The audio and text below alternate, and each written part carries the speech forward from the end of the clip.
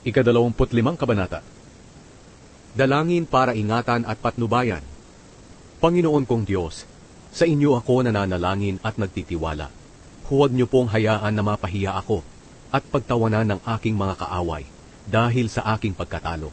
Ang sinumang nagtitiwala sa inyo ay hindi malalagay sa kahihiyan, ngunit mapapahiya ang mga traidor. Ituro niyo sa akin, Panginoon, ang tamang pamamaraan, ang tuwid na daan na dapat kong lakaran. Turuan niyo akong mamuhay ayon sa katotohanan, dahil kayo ang Diyos na aking tagapagligtas. Kayo ang lagi kong inaasahan. Panginoon, alalahanin niyo ang kagandahang loob at pag-ibig na inyong ipinakita mula pa noong una. Panginoon, ayon sa inyong kabutihan at pag-ibig, alalahanin niyo ako, pero huwag ang mga kasalanan at pagsuway ko mula pa noong aking pagkabata.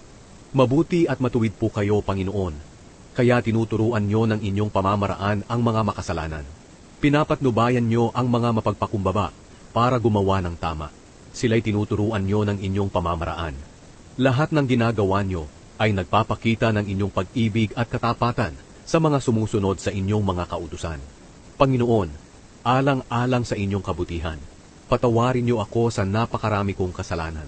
Ang sinumang may takot sa inyo, Panginoon, ay turuan niyo po ng daan na dapat nilang lakaran.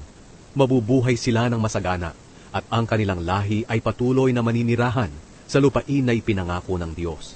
Panginoon, kayo'y malapit sa mga taong may takot sa inyo, at pinapaalala niyo sa kanila ang inyong kasunduan.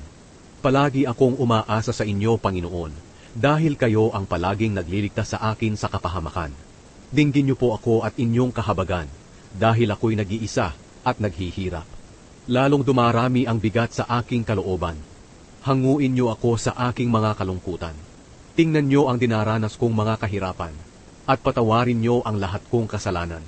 Tingnan niyo kung gaano karami ang aking mga kaaway na galit sa akin. Iligtas niyo ako, Panginoon, at ingatan ang aking buhay. Nanganganlong ako sa inyo.